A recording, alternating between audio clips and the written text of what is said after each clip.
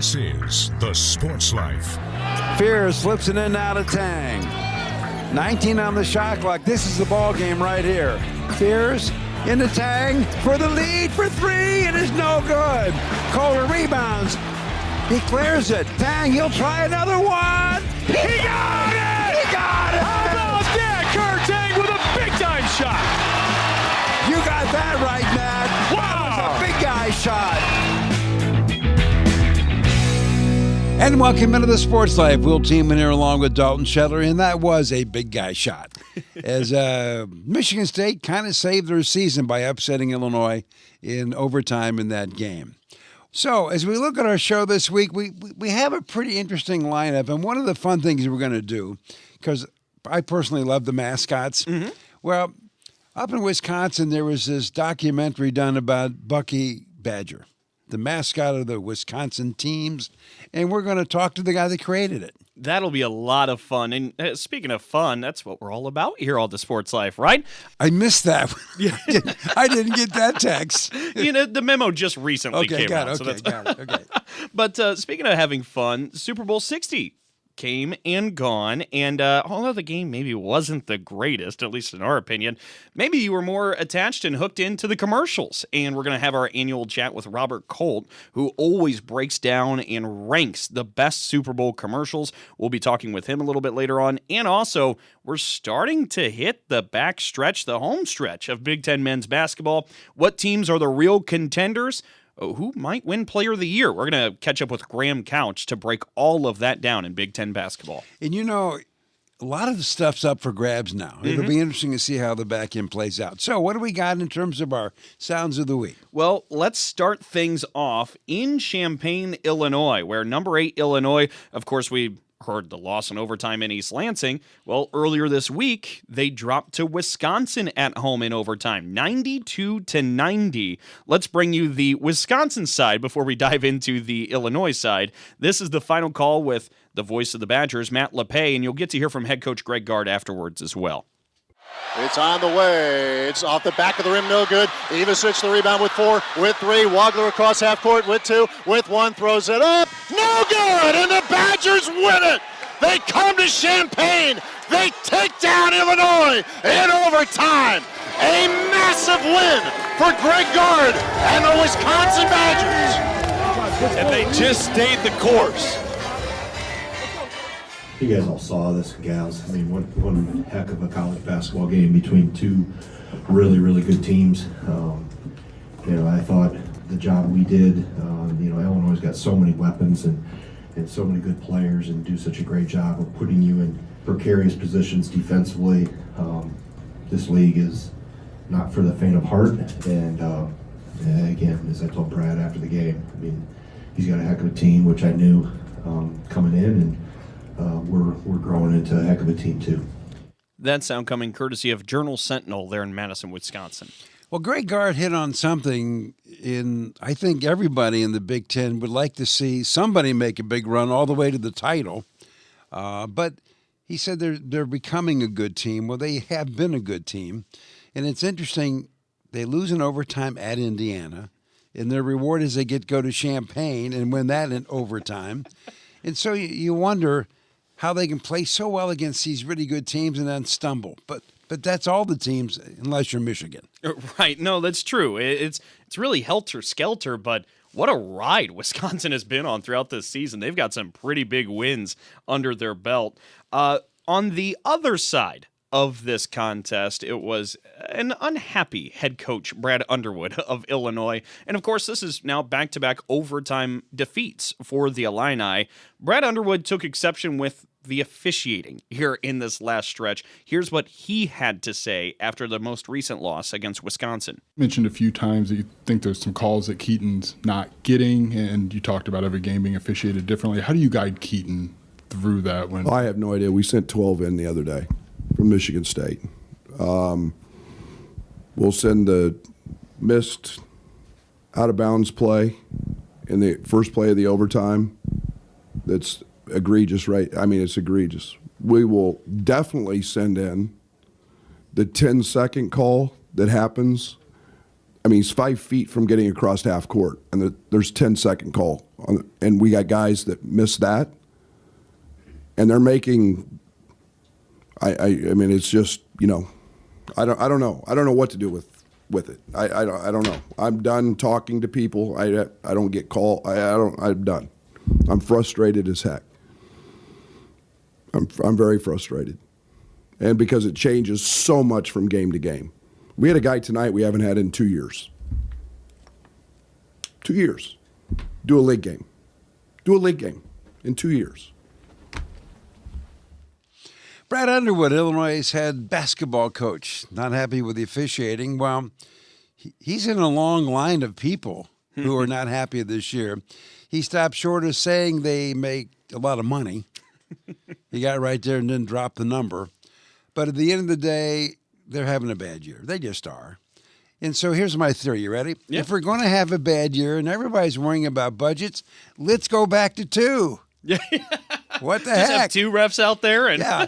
This 3 thing isn't working out so good. Let's go back to 2 and save some money. Or you know what? Just call your own foul. You know what? Just like in the schoolyard. Yeah, why not? In managers' games, they do it right. Right. Nobody gets all upset. It's a foul on you. Okay, Yeah. I'm in. Shoot for it. That's how we're deciding everything from now on. Yeah. I kind of like that. It's a good idea. God, you could save a lot of money. There's money for us to have lunch. It'd be great. I told you at the top, we're a fun show. We're having some fun now. We're having fun. Well, let's talk a little bit more about a group that is having a little bit of fun with what happened earlier this week. The Purdue Boilermakers, they have a big reemergence with a win in Lincoln, a tough place to play, of course, knocking off Nebraska. Matt Painter was asked afterwards how his team was able to keep their composure in front of that crowd that's so daunting there at the vault. This was Matt Painter's response. I have no idea. You know, we didn't make a lot of the first play, right? We made a lot of the second play by getting on the glass, and a couple of them was our guards. You know, Braden got one, C.J. Cox got one, Jack Bender got a couple, both Oscar and Trey got a couple. So that effort right there, I don't know if it was poise as much as it was just, you know, having a will to go get the basketball and understanding how important that is and that we got to scrap. And we were just one possession better than them. And, you know, we needed, I said we had 20 more possessions than them, and we needed all of them. So, proud of them. Well, what a great win for the Boilermakers. And I do really like that Nebraska team. And I just hope they have a nice tournament run.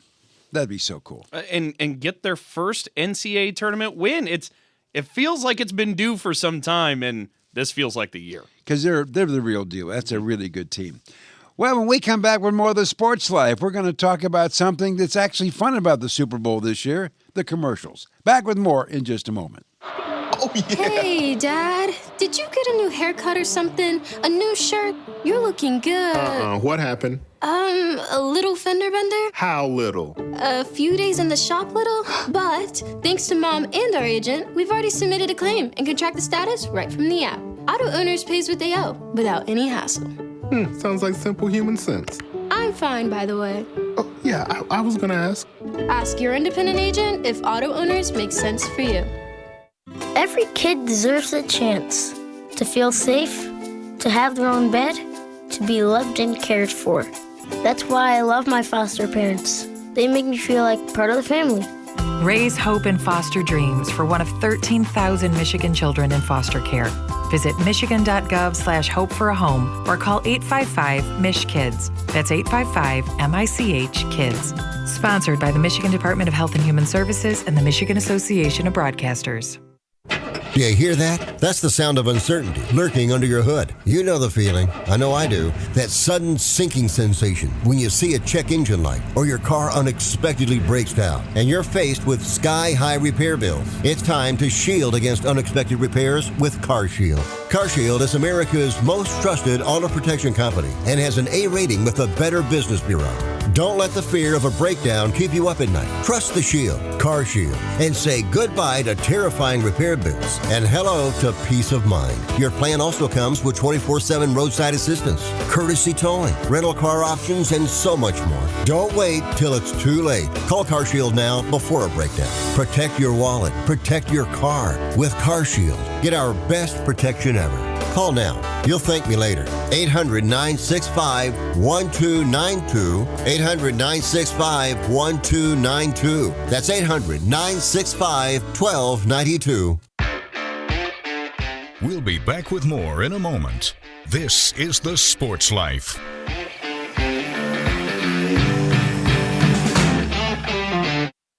Roxanne Watson is on a mission. Hello, how are you doing today? She wants more people to register as organ, eye, and tissue donors. Are you an organ donor? Yes, I am. Yay. My goal is to sign up the most people in the United States. What drives her? Roxanne's own life was saved through the gift of a heart transplant, made possible by an organ donor. I decided that day that I was going to devote myself to the cause of organ donation and signing people up and honoring my donor by doing that. Now she's back to health, and she's a powerful force helping to save lives every day through her work. Imagine what you can make possible by leaving behind the gift of life. 8 people can be helped with the major organs, and up to 50 people can be helped with a little bit of everything. And when you think about it that way, that you could help that many people, it's amazing. It really is. Learn more and sign up as an organ, eye, and tissue donor. Go to organdonor.gov. A message from the U.S. Department of Health and Human Services, Health Resources and Services Administration.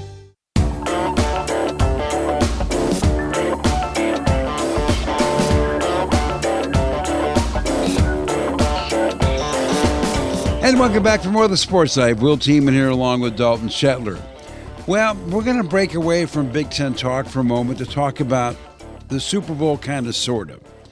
I think most of us would agree Super Bowl 60 was not Super Bowl number 1. But there's always the commercials, right? Yep. And so after the Super Bowl, it's become somewhat of a tradition here in the Sports Life to visit with Robert Kolt. He's a professor of practice, Emeritus, Advertising and Public Relations Department, College of Communications, Arts and Sciences, Michigan State University. Now, Robert, thanks for joining us. And for 29 years, folks, he's been rating all of these commercials. And he has come up with his list again. And so we have asked him to join us, not to talk about that wonderful football game. At least somebody scored that has a New England helmet on. At least they got that done. But, so before we talk about the ones you really like and maybe don't like, Robert, what was your parameters for selecting what you thought was really good and maybe not so good? Well, you, like a lot of other people, see the ads in the game and they're thinking, what do I like? And really, when you break down scientifically, from a social science perspective, what you think about in the variables, you're looking at production quality. Is there creativity? Is there a brand strategy that there was an ad? Did it make a connection? Was it memorable? Was it understandable? Was it emotional? Usually, if we tap someone's emotion in an ad, we'll say that's a pretty good ad or better than something else. So I use that criteria to score the ads in a scientific way, and we have for years at Michigan State University with the faculty. So you put the pen to paper, and I've graded enough papers over all the years. I can grade ads in the Super Bowl as well. I can tell you who won and who lost, and I also predicted exactly what the public said would say in this year's Super Bowl, consistent with the USA Today ad meter. So you want to do the top 5? Your top 5? Let's do it. All right, number 1. The Budweiser ad with the horse and eagle. I knew it was going to win. No one talks about the taste of beer. You throw a horse in an ad and any animal. Boy, you got an eagle. You put them together with some great animation. You have, sort of a sappy line at the end. That is a Super Bowl winner. The beer guys got it down. They know how to do a good ad for the Super Bowl.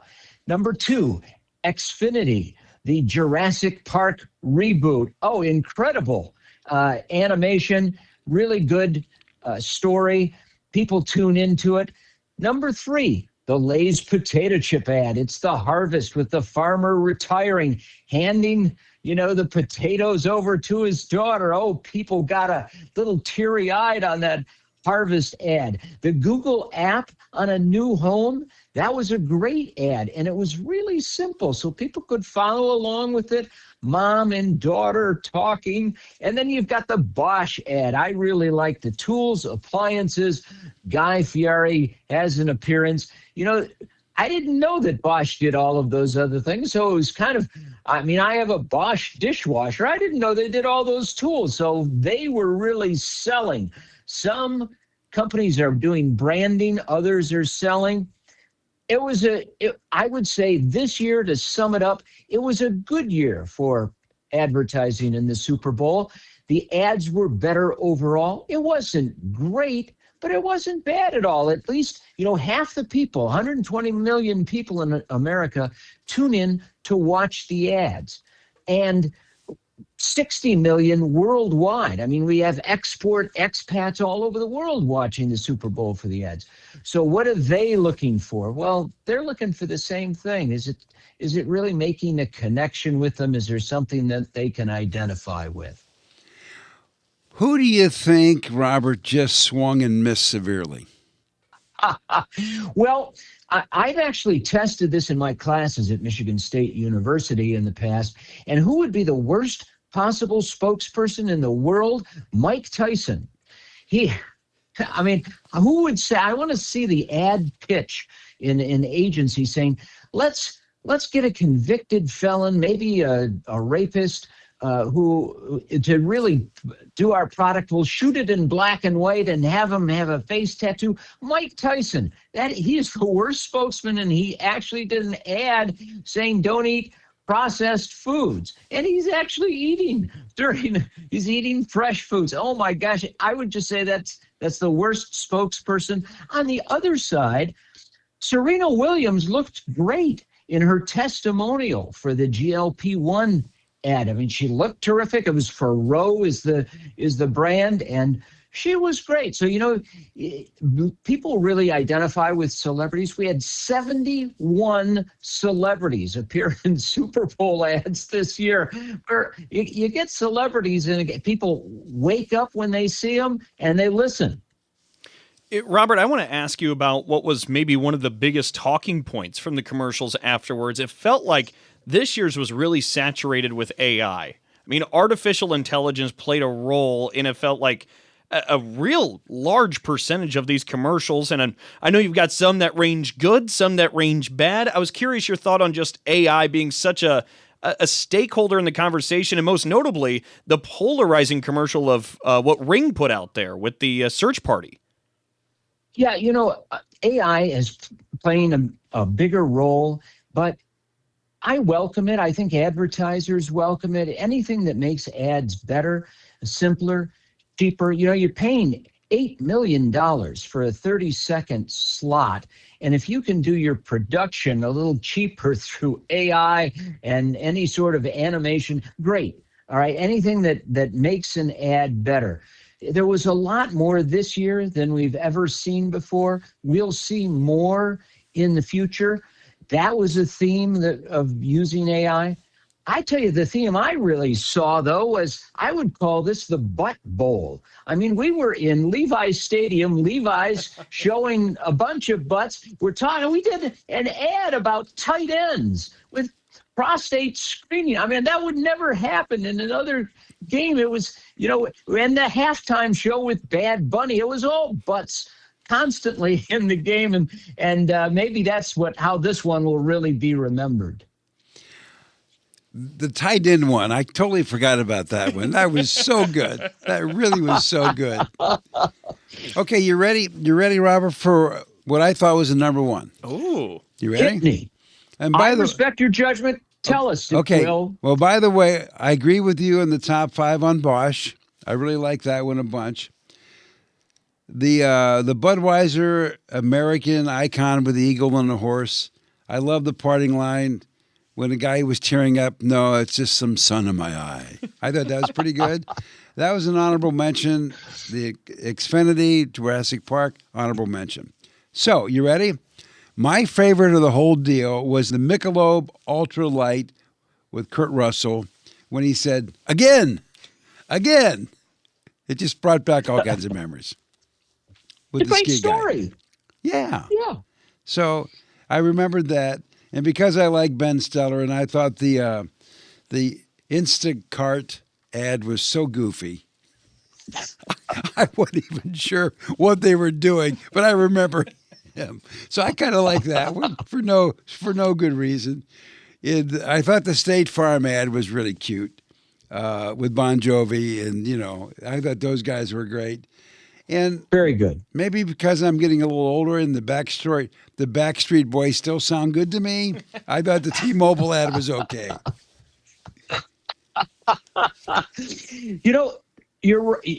You're right on all of them. They all had good points, all the ads that you mentioned. Maybe they don't win the game in the public meter, but who cares? It's an ad. It's on. It's over.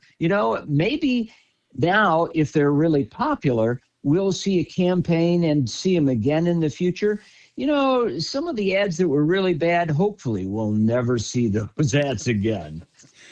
One final question. You mentioned these ads, just the media part are expensive, let alone the production part. My question is, 60 years into this thing, is it still worth it for the advertisers? It is. They'll make a sale. They will. They'll see the meter move for them. Several years ago when Eminem did an ad made in Detroit, he did it at the Fox Theater. About 2 weeks later, the CEO of Chrysler said, boy, that generated $400 million in unanticipated sales for Chrysler. If I had known that the game was so good and important in America, he was Italian, I would have featured a better car, because he featured the Chrysler 200, which was the entry-level car. Look, the advertising works. It generates sales, and it brands products. Well, Robert, as always, I appreciate it. And I don't know, I always enjoy talking to you. And we're going to get to maybe do this again next year where they have some really good ones and then some other ones. All right. Thank you, fellas. So there you go. A great chat with Robert Kolt. He's got one of the greatest titles of all time. Professor of Practice, Emeritus, Advertising and Public Relations Department, College of Communications, Arts and Sciences, Michigan State University. So prestigious. I know, it's pretty good. Hey, well, he's hanging with us. Come on. So anyway, well, we heard what, Robert thought was the best one. You heard my take on it. What was your best one? I think my favorite was what Robert's third came in being ranked. The Lays, The Harvest. I thought the emotional connection between the father as a farmer going through his entire life, the moments with a little kid. Maybe this is just tugging at the heartstrings of a biased new 5-month-old dad. But seeing that relationship kind of build and evolve through life, that one, and I'm from a rural area. I mean, it's nothing but farmers that are my neighbors. That one tugged at me. The worst one I thought was the Svedka AI bots. I didn't get it. I thought it was awful. I just didn't get it. I always love those ads because somewhere in some big office building, they're going, isn't that the greatest ad ever? I felt like just darts at a board. I did not really get what was happening there. I love it when you do that and you look around the room and go, does anybody get that ad, right? And sometimes the answer is no. Right. Anyway. Well, when we come back, we're going to talk a little nuts and bolts when it comes to Big Ten basketball as we are heading down the home stretch. And Graham Couch, who's been covering Big Ten hoops for some 14 seasons, is going to join us. And we're going to try to figure out who's got the inside track to win the Big Ten regular season title. It's all coming up in just a moment. So, got one for you, boss. Oh, yeah? What's black, white, and dented all over? I give up. The company truck. I know, but thanks to our agent, we've already submitted an insurance claim and can track the status right from the app. Auto owners pays what they owe without any hassle. Lucky for you, that's simple human sense. Ask your independent agent if auto owners make sense for you. Here's a real-life story that affects 50% of all of us out there. It's called divorce. If you've gotten divorced and now you're struggling to pay your bills and your credit card debts are completely out of control, you need to call this special debt relief hotline right now. We help people with all kinds of money problems caused by different life challenges, a divorce, a job loss, even heavy medical bills. All these life events can sometimes financially stress you out and cause you to get out of control. We help people get their lives back by showing them ways to consolidate and reduce their debt, in some cases for a fraction of what they owe. If your credit card balances are more than $10,000, call us and learn how to reduce your credit card bills and monthly payments now. Here's our number. Paid for by Debt.com. Call now, 800-810-1584, 800-810-1584, 800-810-1584. That's 800-810-1584. That ought to do it. Totally energy efficient. Oh no, not again. This time, we're getting help. Ladies and gentlemen, it's the battle of energy efficiency improvements. In this corner, Mr. I can save money and do it on my own. And in this corner, Miss Let's Get It Done Right with some help. Fight! Or you could just go to avoidenergydrama.com. From sealing your home to helpful loan options, you'll find all the tips and tools you need to stop wasting energy and stay comfortable. Avoidenergydrama.com. Brought to you by Michigan Saves. We'll be back with more in a moment. This is The Sports Life.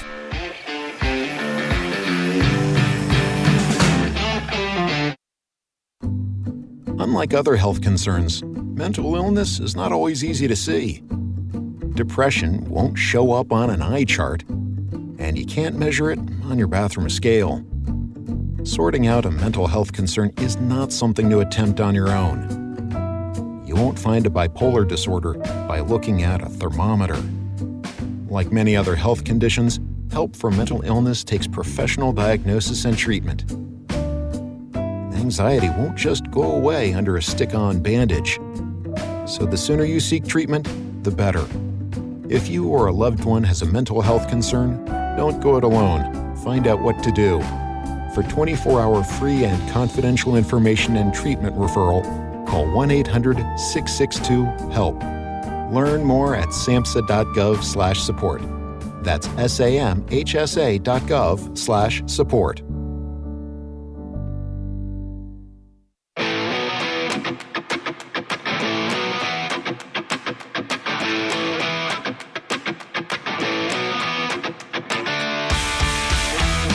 And welcome back for more of the Sports Life. Will Teeman here along with Dalton Shetler. And don't forget, Auto Owners Insurance, simple human sense. Ask your independent agent if Auto Owners make sense for you. Well, the Big Ten race is beginning to take shape on the men's basketball side. It looks like Michigan, with only one loss, is being now chased by Illinois, Michigan State, Nebraska. And the question is, can anybody catch them as we look at the back half of the schedule? And to help us sort this out is Graham Couch from the Lansing State Journal, who's been covering hoops for the men in the Big Ten for 14 seasons. How'd you get so old, Graham? I knew you when you weren't this old. The amazing thing is I'm only 26. I was just a lot younger than you thought when we started. A prodigy. Well, I've been looking at these schedules, and I'm looking at how many big games are matching up. And let's start with Illinois just for a second. Michigan does go to Illinois, and Michigan does host Michigan State. Do you see any hiccups there for the Wolverines? Potentially. I mean, Michigan, I think, is the best team. You know, I thought Illinois was right there with them, and if they get healthy, I think they still might be. So is Michigan healthy at that point? Is Michigan healthy when they play? Is Illinois healthy at that point? You know, Michigan's got to go to Purdue, too, which I think physically doesn't match up with them great. They've got this game against Duke that'll be on their mind a little bit. Michigan does. And so, I think Michigan probably loses again somewhere. The problem is now, do they lose, twice? Because that's what would need to happen. And I tend to think not, but, we've seen teams lose confidence or lose their way a little bit before it. I never would have thought Illinois would have lost two in a row, before this week. Well, and you mentioned Illinois, it felt like was kind of 1A, 1B with Michigan in this race just a week ago, and then they stumbled twice. But you bring up the defense. To you, is it when Kylan Boswell is back that everything turns around for the Illini?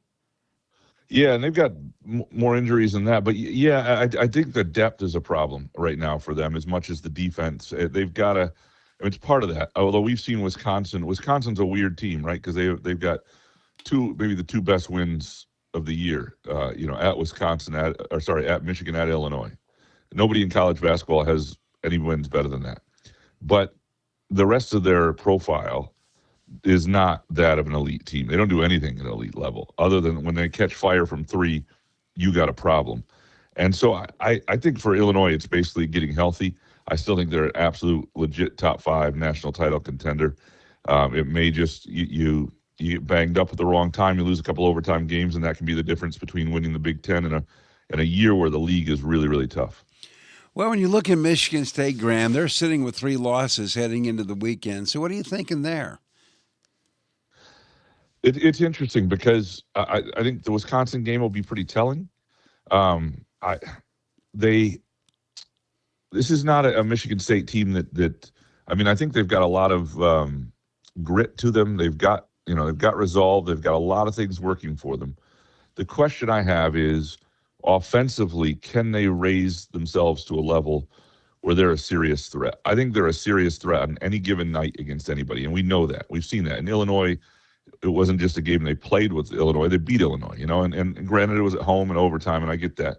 But they did what they couldn't do against Duke and Michigan, which are the other 2 elite teams. And, they beat North Carolina and Kentucky early, big. But it turned out those teams were a tier down, even though they're good teams, and Kentucky's turned their season around. So the question for me is, can they continue to grow in certain ways offensively? Defensively, they're elite, top 4 in Ken Palm. Offensively, you're looking at they're 43rd in Ken Palm. That no team that low is going to win a national championship. So the question is, can they become a more efficient offense? And the reason they've got a chance to is they've got some guys who I still think have a chance to grow within the season. And that's not just Cohen Carr playing with purpose out of the gate. That's not just Jackson Kohler finding a shot. It's having a young guy like a Jordan Scott. Can he become somebody who is a regular threat offensively, shooting 43% from 3 in Big Ten play? So that to me says, he can probably do a little more volume. He can probably be somebody you can count on a little more. Can Kurtang find consistency?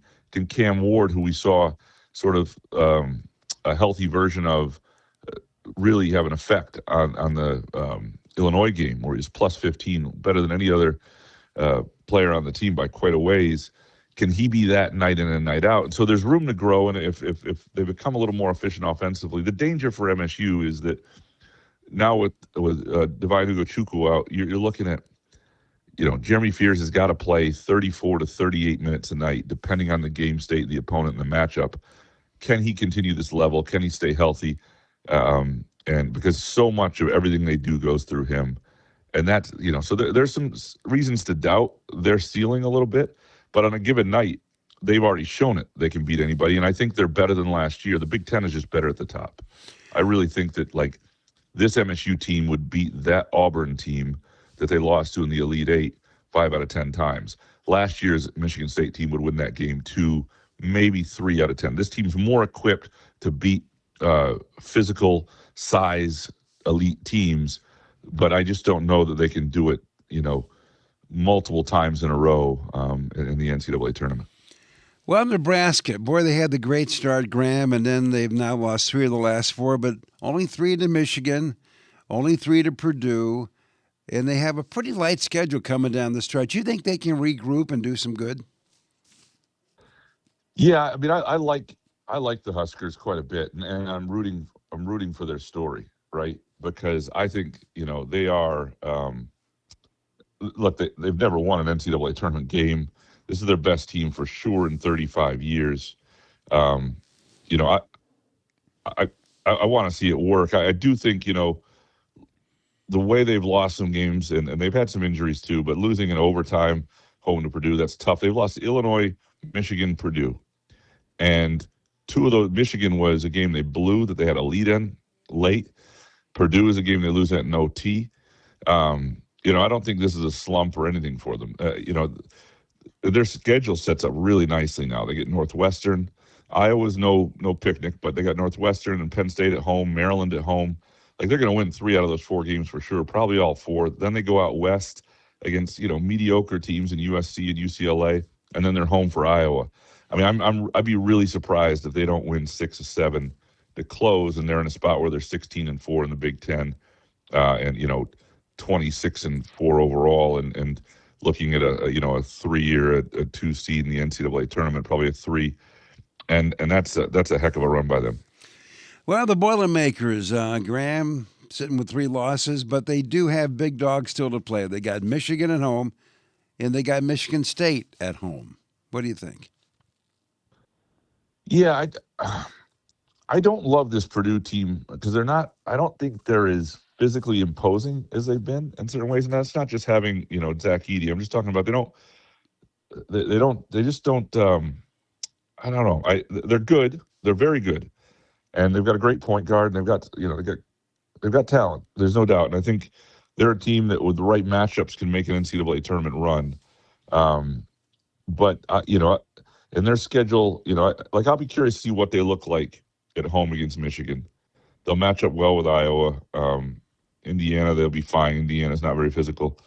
Michigan State will be a really interesting game with them, and their schedule sets up pretty nicely for them. I mean, I think that. They're not going to win the Big Ten, but I think they will lose. Maybe only one more game, maybe 2. But you can't trust them. Like they struggled to close out Oregon at home. They don't have a way. They're just not as imposing as I thought they would be at the beginning of the year. Graham, if we switch gears to individually for a moment, the Player of the Year conversations, we're coming down the stretch. I think maybe somebody that's in it represents the black and gold, Braden Smith, but Michigan State's Jeremy Fears has really picked up a lot of steam recently. Do you see it being between those two? Do you have any other candidates? Who do you like right now? Yeah, I mean, I think Keaton Wagler at Illinois has to be a candidate. I think Axel Lendenberg at Michigan should be a candidate. I mean, probably those 4. It's the question is how high do you have to finish, to be considered. Like Lamar Wilkerson is, an incredible player who's had 2 40-point games. First guy to really do that since Glenn Robinson and Sean Respert, 2 40-point games in Big Ten play. I would argue they're against Oregon at home and Penn State at home. That's great. It's a great stat. And he's been a wonderful player. And if you look at the point totals, does he get in there? Is Indiana good enough for him to be there? Yaxel has a great team around him. And does that preclude him from doing it? I think a lot of this year, Keaton Wagler has been the best player and the most impactful to winning, along with Fears. I think people will tire Braden Smith. I don't think Purdue's good enough. I think Fears has a shot. He's got to make sure that he's not thought of for his antics by the end of the year. And, I don't think he would win the vote right now, but I think people know how, impactful he is. And I think, I think he's got a shot. He really does, because he does so much for them, and now he's got to do even more for them. And if Michigan State plays well down the stretch and, loses maybe one more game, all the way through, I think he'll have a real case. Well, Graham, as always, I appreciate it. It's going to be fun to see how this whole thing plays out. No, thanks for having me. So there you go. Some of the thoughts of Graham Couch from the Lansing State Journal as the 3 of us talk about the home stretch of men's Big Ten basketball. And Dalton, at the end of the day, it just looks like it's Michigan's regular season title to lose. I agree. So when we come back with more of the Sports Life, we're going to take a look at one of the great mascots in all of college athletics, Bucky the Badger. But first, this time out. Oh, yeah. Hey, Dad. Did you get a new haircut or something? A new shirt? You're looking good. What happened? A little fender bender? How little? A few days in the shop little. But thanks to Mom and our agent, we've already submitted a claim and can track the status right from the app. Auto Owners pays what they owe without any hassle. Sounds like simple human sense. I'm fine, by the way. Oh, yeah, I was going to ask. Ask your independent agent if Auto Owners makes sense for you.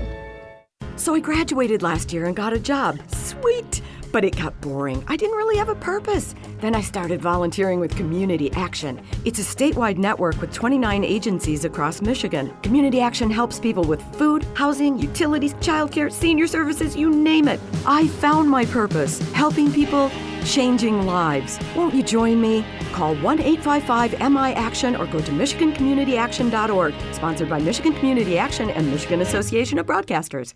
This is a potter's field. When people can't pay for their funerals, they are buried here.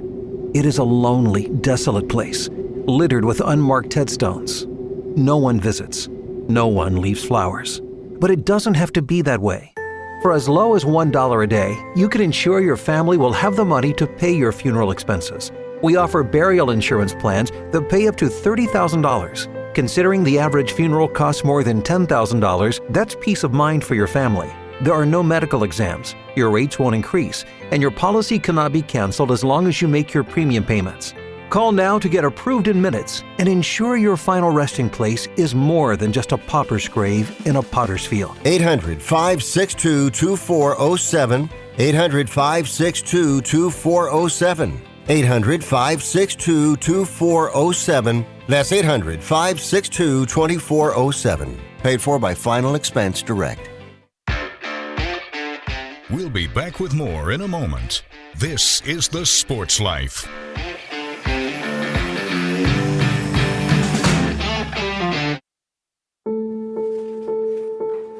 We all make choices.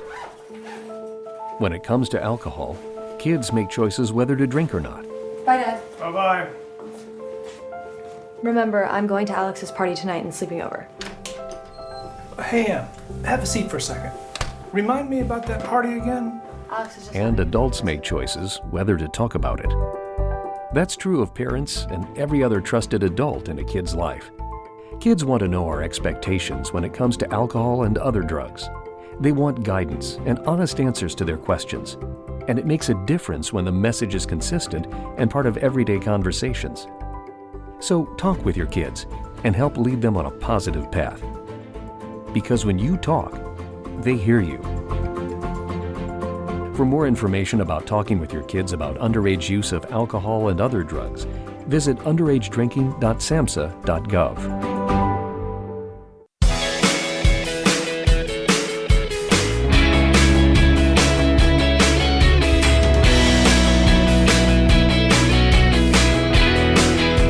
And welcome back for more of the Sports Life. Will Teeman here along with Dalton Shetler.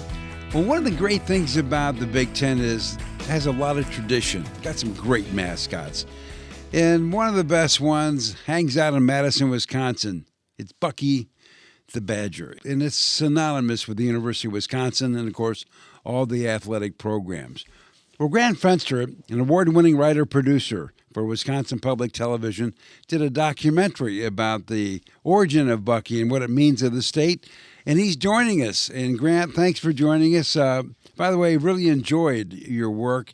Watched it the other day. And I thought maybe we could begin our little chat here by talking about how this Bucky mascot actually got going.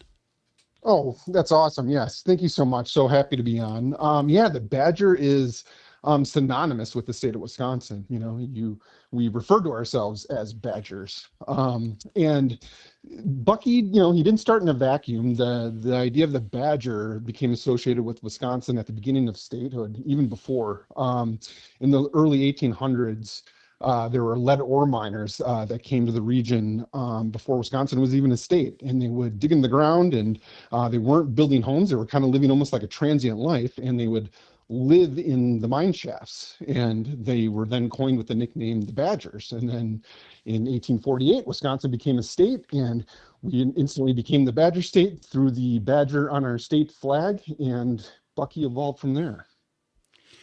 Well, as it evolved, I thought it was interesting how all of these stories at some point have a moment where they become real. And so we're talking late 40s here when Bucky really became a stand-up mascot. Can you take us through that? Yeah, absolutely. So the early football teams were known as the Fighting Badgers. So we've always had this Badger identity through UW athletics from the very beginning. In the 40s, just within with the country changing, coming in and out of World War II, just kind of marketing, all of these things kind of boiling nationwide. they decided to use like a Bucky drawing. So for the longest time, they would have a live badger that a student would bring to the games, which was completely wild and would not hold up today. And so a bookstore in town commissioned a drawing that eventually became Bucky Badger, and that was in 1940. And then he fell into obscurity for about 8 years. And then we had an athletics department publicist who got a hold of that drawing and then started using him on UW publications. And he had this whole mantra of, we got to get that badger up off his belly, because the football team had kind of been in a rut and they were almost going with like a rebranding. They got so desperate at a point where the live badger animal was too much of a menace that they tried a raccoon one year, and they called him Regdab, which is badger spelled backwards. And that did not take off. So it was that idea of, how do we kind of have this symbol that isn't a live animal? And so it started as a drawing, and then a student by the name of Bill Soxie was in charge of the PEP committee in 1949, and he decided to make that mascot into, or that drawing into a living mascot. So he enlisted the help of a high school buddy of his, Bill Sagal. Both guys are from Sheboygan, Wisconsin, and Bill was an elite gymnast and was the head of the cheer squad. And at that time, it was all male team cheerleader squad. And so Bill donned the Bucky head, and the rest is history. Well, and you said that's the Bucky head, but Bill also had a part in it actually being named Bucky the Badger. Yes. If you could share that story. Sure, absolutely. So Bill Soxie, he knew he wanted Bucky to be named, his real name is Buckingham U. Badger, and so Bucky is short for Buckingham. And we've got this wonderful interview that Bill's son, Bill Soxie Jr., had done with him in the early 2000s before Bill had passed. And so we've got this wonderful oral history of Bill telling the story on how he came up with this name. So the Queen Elizabeth, she was princess at that point. There was a lot of pop culture kind of circling around Buckingham Palace, and he thought that name was great, really euphonic, Bucky, how it would pop. And so he knew he wanted a Bucky Badger, but he wanted to get excitement for the pep rally. So he started a contest amongst the students. And so he'd put basically ads out in the school newspaper, if you will, about this naming contest. And you would submit a name, and then they would announce it at the pep rally before the homecoming game. And he was hoping, praying someone would come up with Bucky. And the closest one was Buddy by Delta Gamma sorority. So then he knew some of the ladies at Delta Gamma and basically fixed the contest, and they got credit for the winning name, but it was Bill who came up with it. So when did this thing become an icon where it's like it's shopping malls, weddings, graduations, things like that? Sure. A lot of the research was a ton of fun to get into, because I'd be digging through old newspapers, and you'd kind of see this evolution of marketing materials, really, right? And we'll start putting it on T-shirts. They would make these crazy. This one guy was making these crazy glass booze bottles, and it just became ingrained in the culture over the time. But then in the 80s, it was really taking off, and then once UW had success at the Rose Bowl, then it was completely off to the races, because that was a whole nother stratosphere of just state pride and kind of coalescing around the symbol of Bucky Badger, being a symbol for the people of Wisconsin. I got two other ones I really want to ask you, Grant. One being circling back to, you talk about for a period of time, there was a live badger as the mascot. Yeah. And you said it was a bit chaotic and he was a menace. What are some of the examples of chaos the live badger was presenting? Well, a badger, first, they're pretty nocturnal. So the football games during the day, it wasn't the best to take this creature out there. And they have obviously very sharp claws, and they dig holes that they live in, also known as sets. And so they would let this thing out in Camp Randall, and you had this roaring crowd, and the animal would basically want to get away. So he'd either start digging in the ground, or there's multiple reports about him, biting or scratching his handler or a cheerleader. And it just kind of caught up with them that they decided that we have to change this around. And then even I'd read some stories in the newspaper where they would find these badgers. There's a player that was out in Utah and captured one in the wilderness and brought it back. For several years, the Badgers mascot would pass through and was actually cared for by a fraternity. So I don't know how cared for it was, but the Badger would live at a fraternity house, and then they'd strut him out for the games. And I think the Times just kind of caught up with it and just realized this isn't a great idea, and it kind of aged itself out. Well, and wisely, it's evolved into the Bucky the Badger mascot that we know now. And fast forward through the years to right before the turn of the millennium, another chapter for Bucky the Badger actually came against Michigan State. And we have a ton of different radio affiliates that air the show in the state of Michigan, so they might be interested. But Sparty and Bucky were kind of going at it in 1999. I was curious if you could share what happened in 1999 between the two.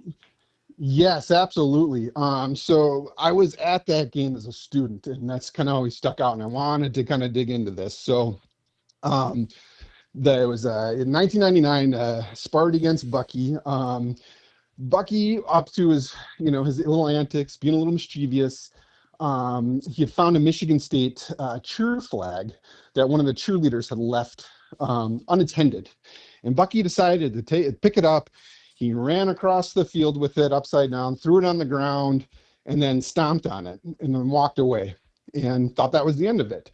Well, out of the corner of Bucky's eye, he saw this giant male cheerleader running full board at him and just form tackled and took Bucky out. And it's got caught on camera, and we're so happy to have that. And it just shows the rivalry and how invested people are. And so the two had to be broken up. Tempers got a little heated. Bucky had to leave the stadium for a hot minute, and then in the second half, he came back out, and it was Halloween time, so he had all of his Halloween costumes set. So he actually had a fighter's robe and boxing gloves, and it said Big Bad Bucky on the back of his robe, and kind of coming out, showing that he was going to back down. Well, Grant, before we let you go, the one thing we've not asked you, why did you do this? Why did you take on this project? Oh, because Bucky's an icon. In Wisconsin, he is synonymous with the state. And at PBS Wisconsin, we're obviously looking for state stories about state history and just digging into it more. It was this through line from even before we became a state that this badger, this symbol was synonymous with Wisconsin. And that story hadn't really been curated in one spot. So it just seemed like a great opportunity to do that and get everything in one spot and then have it for future generations. So, Grant, before we let you go, if somebody wants to buy a DVD or download or whatever, what do they have to do? Yeah, if you head to pbswisconsin.org/Bucky, you can find the program there. It's available on YouTube as well. Otherwise, yeah, you can pledge and support PBS Wisconsin, and we'll send you a DVD, but you can do that right through the site there, pbswisconsin.org/Bucky. Well, Grant, sure appreciate it and really enjoyed the feature you did. Oh, thank you so much. Appreciate you guys. Fun conversation with Grant Fenster, writer-producer for Wisconsin Public Television. He's got a winner with Bucky the documentary. Back with more in just a moment. So, got one for you, boss. Oh, yeah? What's black, white, and dented all over? I give up. The company truck. I know, but thanks to our agent, we've already submitted an insurance claim and can track the status right from the app. Auto owners pays what they owe without any hassle. Lucky for you, that's simple human sense. Ask your independent agent if auto owners make sense for you.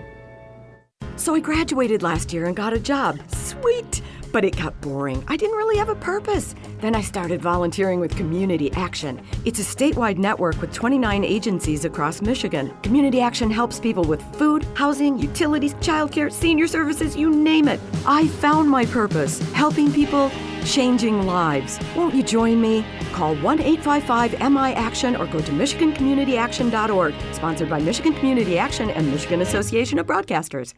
If you have diabetes, listen up. If you have insurance, you can qualify for a continuous glucose monitor. With a CGM, you can continuously track your levels and trends and spend more time in range, significantly lowering your A1C. More importantly, a CGM eliminates the one thing most people with diabetes hate: painful finger sticks. Order your new continuous glucose monitor today. If you use insulin and if you've seen your diabetes care provider within the last 6 months, months, you may qualify for your own CGM right now. We'll do all the insurance paperwork and deliver your new CGM at little or no out-of-pocket cost to you. Medicare and most insurances will cover your CGM, so don't wait. Have your insurance handy and call the Aptiva Medical CGM Health Hotline right now. 800-948-6912. 800-948-6912. 800-948-6912. That's 800-948-6912. We'll be back with more in a moment. This is The Sports Life.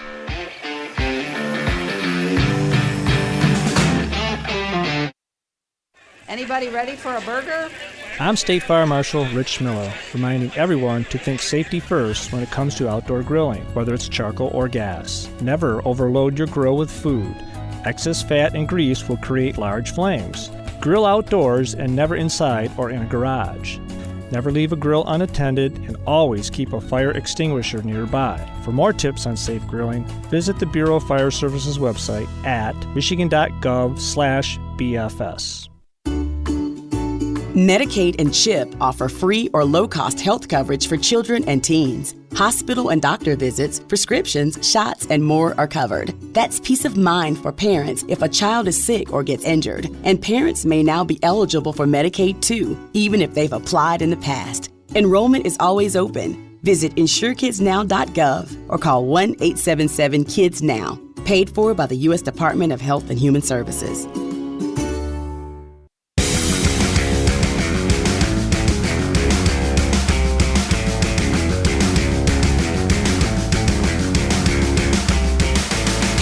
Welcome back for more of the Sports Life. Will Teeman here along with Dalton Shetler. Fun show. We've talked about the home stretch in men's basketball.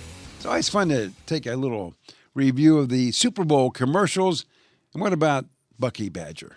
Does it get better than that? I don't think so. So it is now time for our parting shots. And by the way, if you missed any of that, make sure you give us a follow at Sports Life Now on Twitter or X. That's again at Sports Life Now. We'll have everything posted there.